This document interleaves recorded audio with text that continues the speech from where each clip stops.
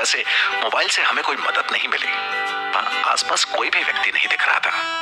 थोड़ी देर इंतजार करने के बाद मैंने नीचे जाने वाले रास्ते पर जाने की सलाह दी और विकास भी हामी भरते हुए चल पड़ा। रास्ता काफी छिछलेदार था क्योंकि ढलान होने की वजह से पानी के बहने से रास्ता बन गया था और लगातार बहते रहने के कारण हरे रंग की काई सी जम गई थी। अभी मुश्किल से 15 मिनट चले ही थे कि रास्ते के अंत में एक घर दिखा जिसके गेट पर लिखा था, this property belongs to Anushka Sharma. वो नाम देखकर हम लोग तो चौंक गए। हमें ये तो पता था कि मसूरी में सचिन तेंदुलकर अक्सर गर्मियों में परिवार के साथ आते रहते थे, लेकिन कहीं ना कहीं इस बात को जानकर भी खुशी हुई कि अब अनुष्का शर्मा का भी इस जगह से नाम जुड़ गया था। आगे वो अनुष्का शर्मा की निजी संपत्ति होने की वजह से रास्ता वहां से बंद था। हम लोग गलत रास्ते पर आ गए थे।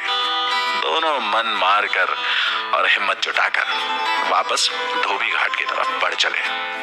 थोड़ी देर में हम लोग वापस धोबी घाट पहुंच चुके थे। वहां मोड़ से थोड़ा ऊपर चलकर रास्ते के किनारे बैठने के लिए स्थान बनाया हुआ था। वहां हम लोग थोड़ा सुस्ताने के लिए बैठे।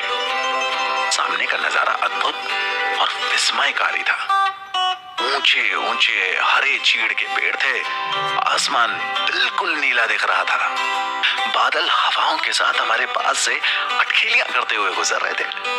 विकास ने मेरी और अपनी इन हसीन वादियों की तस्वीरें ली और फिर हम जंगल के रास्ते से परी टिब्बा की तरफ बढ़ चले। जिस पैदल रास्ते से हम परी टिब्बा की तरफ बढ़ रहे थे वो कच्ची थी और पैदल रास्ता होने की वजह से बहुत ही पथरीली थी।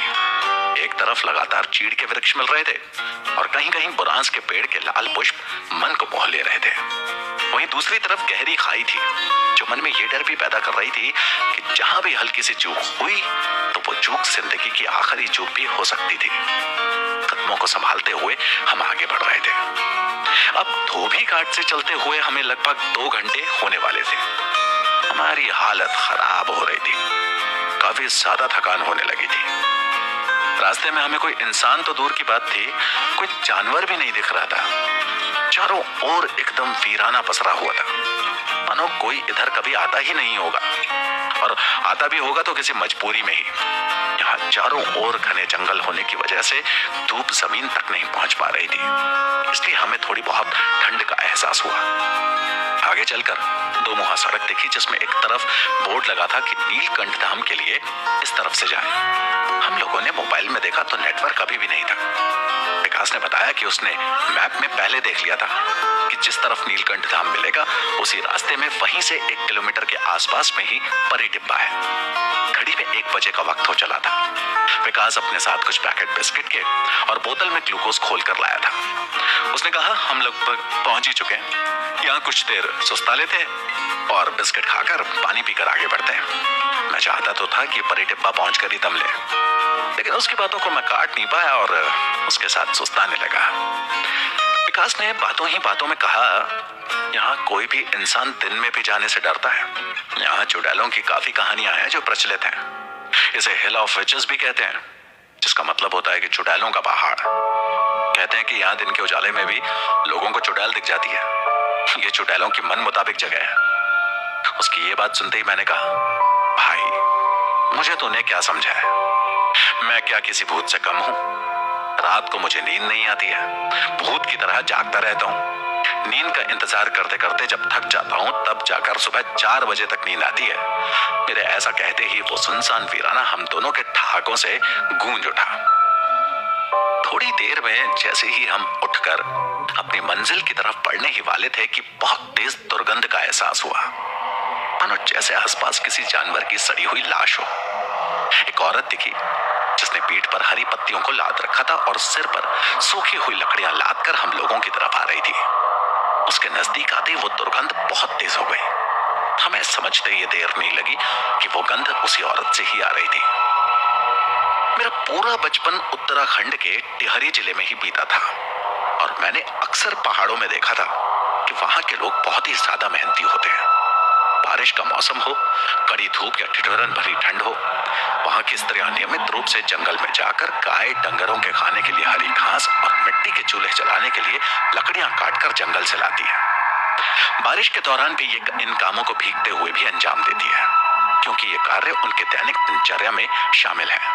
इसलिए हो ना हो ये गंध उसी की वजह से ही आ रही होगी। मैं मन ही मन अपने आप को ये सब सोचकर दिलासा दिला रहा था। तभी मेरी नजर उस औरत पर पड़ी जो कि शरीर से बिल्कुल ही नाजुक दिख रही थी, लेकिन उसका इतने भारी वजन को इस वीरान और खड़ी चढ़ाई वाली जगह में लेकर चलना उसके मजबूत इरादों और बुलंद हौसले को कहीं ना कहीं बयान भी कर रहा था। उसके चेहरे पर अजीब सा तेज था। उसकी आंखें बहुत ही खूबसूरत थी, होंठ बिल्कुल सुर्ख लाल थे, उसके बाल घुंघराले थे और उसकी लटाएं एक तरफ से उसके चेहरे पर हवा के झोंके के साथ मंडरा रही थी। इतनी खूबसूरत लड़की मैंने आज तक नहीं देखी थी। मुझे विश्वास नहीं हो रहा था कि कोई भला इतना खूबसूरत कैसे हो सकता है। वो बिल्कुल परी की तरह लग रही थी। उस लड़की को देखकर अजीब सा आकर्षण महसूस हो रहा था। मेरा मन कर रहा था कि उसको लगातार देखता रहूं। उसके खूबसूरत चेहरे को देखने के बाद सारी थकान छू मंतर हो गई थी। मेरे लगातार टकटकी लगाए देखने की वजह से उसने अपने आप को असहज महसूस किया और बोल पड़ी, ए बाबा, कख जाना चाह तुम लोग? वो महिला स्थानीय भाषा में हम लोगों को पूछ रही थी कि हम लोग किधर जा रहे हैं। विकास को वहां की स्थानीय भाषा की कुछ हद तक समझ थी, इसलिए उसने उनसे बात की और उन्हें बताया कि हम लोग परी टिब्बा ट्रैकिंग के लिए आए हैं। उस औरत ने कहा कि वो भी परी टिब्बा की तरफ ही रहती है और उधर ही जा रही है। उसने हम दोनों को साथ चलने को कह दिया।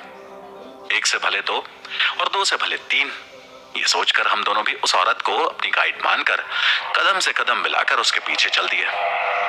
आप गलत जा रहे हो, परी टिब्बा जाने का रास्ता तो इस तरफ से है। विकास ने उस औरत को दो मुहे रास्ते से नीलकंठ धाम वाले रास्ते से न जाकर दूसरी तरफ से जाता हुआ देखा तो पूछा, नहीं, वो रास्ता आगे जाकर खराब है, बारिश की वजह से टूट गया।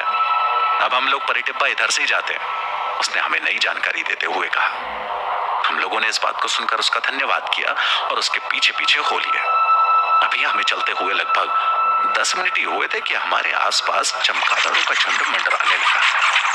वो अजीब सी कर्कश आवाज करते हुए हमारे साथ आगे बढ़ने लगे। मैंने विकास को उस नवयुवती से 2 लंबी लंबी लकड़ियां मांगने को कहा। विकास ने उस लड़की से बात की और उसने 2 लंबी लकड़ियां थी, जिसको पाने के बाद उसका इस्तेमाल करते हुए पथरीली चढ़ाई में सहारा बनाकर चलने में आसानी हुई और हमारे मन से कुछ भय भी कम हुआ। हवाएं भी तेज हो चली थी, हल्की हल्की बारिश के आसार नजर आने लगे थे। तभी अचानक हल्की हल्की बारिश ने परेशानी और बढ़ा दी। बारिश थोड़ी तेज हो गई थी। पेड़ की पत्तियों पर बारिश की मोटी बूंदें पड़ने से जंगल में अजीब सा शोर हो रहा था। बारिश होना अभी हमारे हक में बिल्कुल नहीं था। हमने एक बड़ी गलती ये की थी कि हमारे पास रेन प्रूफ कपड़े बिल्कुल भी नहीं थे। हम अपने पिट्ठू बैग में छाता लेकर आए थे, पर यहाँ जिस तरह से तेज हवा चल रही थी, छाते का टिक पाना और बारिश से बचाव कर पाना बेहद ही मुश्किल का काम था। बारिश के ये आसार कुछ देर में ही जाते रहे और कुछ देर में ही बारिश भी खत्म हो चली थी। हालांकि हवा के नम हो जाने से ठंडक कुछ बढ़ गई थी। मैंने राहत की सांस ली जब देखा कि बारिश आने के बाद थोड़ी देर में बंद हो जाने की वजह से चमगादड़ अब नहीं दिख रहे थे। हमारे आसपास की वनस्पतियां अब हमें बताने लगी थी कि हम ऊंचाई वाले इलाके में आ चुके हैं। आसपास के जंगलों में पेड़ों को देखकर ऐसा लगता था न जाने कौन इन्हें जलाकर और उजाड़ कर चला गया हो। विकास ने बताया कि कुछ तो भूस्खलन और कुछ बर्फबारी ने इनका यह हाल किया होगा। बर्फ की ठंड से भी पेड़ इस तरह जल सकते हैं, यह मैंने पहली बार देखा सुना था। थोड़ी देर चलते ही एक छोटा सा तालाब दिखा। वो रास्ते के बिल्कुल ही पास था। इतनी ऊंचाई पर तालाब कैसे हो सकता है, ये सोचकर मैं उस तालाब को देखने लगा। उस तालाब को देखकर अजीब सा आकर्षण महसूस हुआ। ऐसा लग रहा था जैसे कि वो अपनी तरफ बुला रहा हो। मेरे कहने से पहले ही वो लड़की उस तालाब की तरफ मुड़ पड़ी। मैंने दिल ही दिल में बजरंगबली को धन्यवाद दिया और मैं भी उस तालाब की तरफ बढ़ चला। उस लड़की ने अपने सिर का बोझ हटाने के लिए जैसे ही हाथ ऊपर किया, मैंने लपक कर उसके सिर के बोझ को पकड़ लिया और उस बोझ को नीचे उतारने में उसकी मदद करने लगा। जैसे ही बोझ उतार कर नीचे रखा, उसने मेरी तरफ तिरछी नजर से देखा और अपने सुर्ख लाल होठों को अपने दांतों से काटते हुए मुस्कान छोड़ी। अचानक इस बर्ताव के कारण मैं अपना आपा खो बैठा था। मेरे दिल में न जाने कितनी उमंगें हिलोरे मारने लगी थी। मेरे दिल में विचार आया कि यही एक मौका है, क्यों ना मैं इसकी मर्जी जाने में ना उसको अपने दिल की बात कह दूं और अपने साथ शहर ले जाकर इसके ख्वाबों को साकार करने के लिए इसको किसी तरह सहमत करवा लूं। ये सोचकर मैं उस छोटे से तालाब के पास पहुंचा। वो लड़की उस तालाब में छुपकर अपने दोनों हाथों से अपने चेहरे पर तालाब के पानी से छींटे मार रही थी। वो तालाब बहुत ही चमकीला प्रतीत हो रहा था। ये बात मेरी समझ से परे थी। वहां बहुत घना जंगल था, जिसकी वजह से धूप की रोशनी नीचे तक पहुंचना नामुमकिन था। ऐसे में उस तालाब में धूप नहीं पड़ रही थी, तो फिर कैसे उसका जल इतना चमकीला हो सकता था?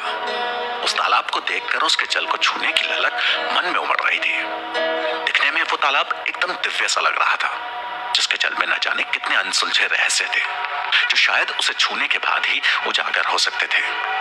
मैंने अपना ध्यान तालाब से हटाकर उस लड़की की तरफ केंद्रित किया। उसके हाथ को पकड़कर अपने दिल की सारी बात कह देने का फैसला कर लिया था, अंजाम चाहे जो भी हो। मैं अपने चेहरे पर मुस्कुराहट लेकर जैसे ही अपने कदमों को आगे बढ़ाकर उसके नर्म हाथों को पकड़ा, उसका हाथ बिल्कुल बर्फ की सिल्ली की तरह सुन्न पड़ा था। इससे पहले कि मेरी समझ में कुछ आए, मेरी नजर अचानक तालाब के जल पर पड़ी। तालाब में जहां मेरा प्रतिबिंब तो नजर आ रहा था, लेकिन उस लड़की का प्रतिबिंब नदारद था। मैंने जिस झटके से उसका हाथ पकड़ा था, उससे कहीं दुगने झटके से उस हाथ को अपने से मुक्त करवाया। एक पल में जैसे डर के मारे मेरी सांसें फूलने लगी। मेरे ऐसा करते ही अचानक वो अपनी जगह पर खड़ी हो गई। देखते देखते उसकी पीठ में से दो सुनहरे रंग के पंख उभर आए। उन पंखों को फड़फड़ाते हुए मेरे सामने से उड़ती हुई मुझसे कुछ दूरी पर सिर से ऊपर लगभग 8 फुट की दूरी पर उड़ते हुए जोर जोर से हंसने लगी। उसकी हंसी अब कानों में चुभ रही थी। उसकी कर्कश हंसी से सारा जंगल कांप उठा। जंगल से तरह तरह की आवाजें आने लगी। जो चमगादड़ थोड़ी देर पहले हमारे आसपास कदम से कदम मिलाकर ऊपर मंडरा रहे थे, जो बारिश के बाद विलुप्त हो गए थे, वो पता नहीं अचानक फिर कहां से वापस आकर फिर से हम लोगों के चारों तरफ पंख फड़फड़ाते हुए उड़ने लगे थे। ये घटना मेरे लिए बिल्कुल ही अजीब थी। मुझे और विकास को यह समझते देर नहीं लगी कि हम लोग उसके चक्रव्यूह में पूरी तरह फंस गए थे। हम दोनों की हालत ऐसी थी मानो काटो तो खून नहीं। स्वागत है तुम्हारा द हिल ऑफ विचेस में। ये कहते ही वो और जोर जोर से हंसने लगी। चुड़ैलों का पहाड़ भाग 3। हवा में झूलती चुड़ैल की सुर्ख लाल आंखें हम दोनों को भारी भारी से